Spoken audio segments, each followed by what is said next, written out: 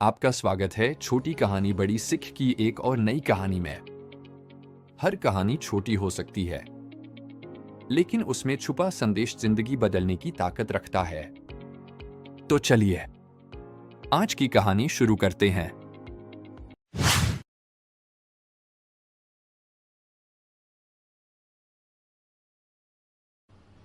Kartik private company में sales manager था।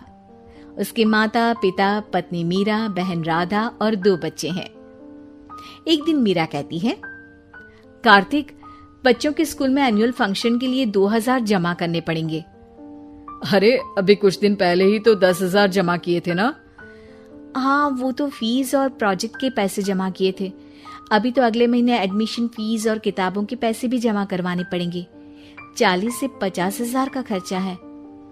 मीरा, इतनी तो सैलरी भी नहीं है मेरी, ऐसे कैसे काम चलेगा? तो मैं क्या करूं? बच्चे को सरकारी स्कूल में डाल दूं? मीरा, तुम जानती हो ना, मैं मुश्किल से 35 से 40,000 ही कमा पाता हूँ। इस घर के खर्चे दिन ब दिन बढ़ते जा रहे हैं, थोड़ा कंट्रोल करो ना। क्या खाना और कपड़े पहनना भी बंद कर दूं? मैं ऐसा नहीं कह रहा हूँ मीरा। तुम जानती हो राधा का भी पोस्ट ग्रेजुएशन पूरा होने वाला है। घर के खर्चों के साथ उसकी शादी की जिम्मेदारी भी उठानी है। मेरे बच्चों की पढ़ाई से ज्यादा इम्पोर्टेंट राधा की शादी है, तो करो जो मन में आए। मैं बोझ लगती हूँ तो मैं बच्चों के साथ अपने मायके चली जाती हूँ। तुम्हारी सारी मुसीबतें ही खत्म हो जाएगी। मीरा, मुझसे बहस मत करो। सुबह सुबह ऑफिस जाने के टाइम पर ही कलेश करके दिन मत खराब करो। इतना बोलकर कार्तिक वहां से चला जाता है। तभी, कार्तिक बेटा, ऑफिस जा रहे हो? मेरी दवाइयाँ लेते आना। और बेटा, बिजली का भी बिल 2 महीने से जमा नहीं हुआ, इसे भी आज जमा करवा देना। जी पिताजी, लाइए बिजली का बिल। 4,600 रुपए बिजली का बिल आया है। माँ, मीरा, राधा, कितना ज्यादा बिल आया है। भैया, ये 2 महीने का बिल है और मैं तो सिर्फ फोन चार्ज करती हूँ। अरे बेटा, मैं तो गीजर से पानी गर्म करने के अलावा मेरे कमरे में एक पंखा और एक लाइट ही तो जलते हैं। मीरा, तो फिर इतना बिल कैसे आया? हाँ, सारा इल्जाम मेरे पर ही लगा दो ना। भाभी, आप भी तो एसी चलाती हो, उससे भी बिजली का बिल बहुत ज्यादा आता है ना। एसी मेरे मायके से आई है और वो भी अब सबकी आंखों में खटकने लगी है। मीरा, अपना मुंह बंद करो और आज के बाद तुम एसी नहीं चलाओगी। माँ, आप भी अपना पानी धूप में गर्म करके नहाया करो। कार्तिक ये कहकर घर से ऑफिस के लिए निकल गया।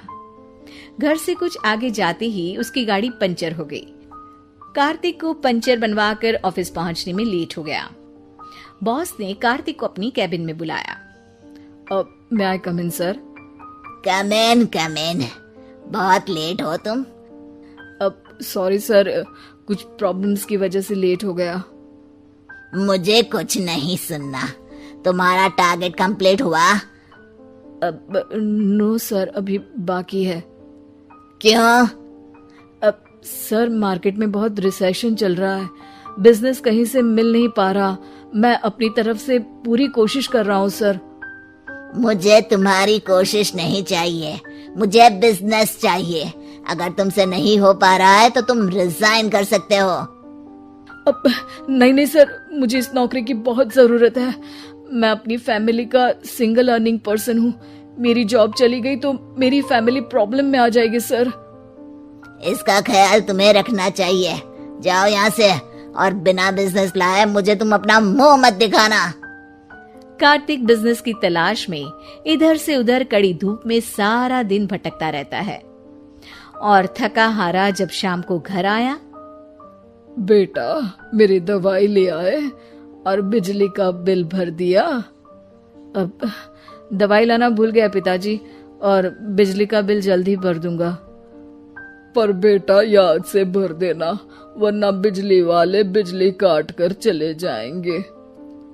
लीजिए पानी। बच्चों के एनुअल फंक्शन के लिए स्कूल में जमा करने वाले पैसे लेकर आए? अभी सैलरी नहीं आई है मेरा, और अकाउंट में ज्यादा पैसे भी नहीं बचे हैं। तो क्या बच्चों को स्कूल भेजना बंद कर दूं? बच्चे अगर इस साल एनुअल फंक्शन नहीं अटेंड करेंगे तो कोई पहाड़ नहीं टूट पड़ेगा। और अब तुम मेरा दिमाग खाना बंद करो। अरे आप मुझ पर क्यों चिल्ला रहे हैं? कार्तिक गुस्से में घर से बाहर चला जाता है। अब मीरा रोने लगती है। भाभी आप रोइए मत, टेंशन लेने से कुछ नहीं होगा। पर राधा, घर के भी खर्चे हैं। कार्तिक के गुस्सा करने से घर के खर्चे नहीं पूरे होंगे। पर मीरा बेटा, लड़ाई करने से भी कोई समाधान नहीं मिलेगा, उल्टा घर का माहौल ही खराब होगा। पर मुझे लगता है हमें भी घर के खर्चों में हाथ बढ़ाना चाहिए। मुझे योगा सेंटर में जॉब का ऑफर मिला है, मैं कल से ही जॉब ज्वाइन कर लूंगी। वैसे तो मुझे भी सिलाई आती है, मैं भी लोगों के कपड़े सिलना शुरू कर देती हूँ। हाँ बेटा, मैं भी तुम्हारा घर के कामों में हाथ बटा दिया करूंगी और काज बटन लगाकर सिलाई करने में भी सहायता करूंगी।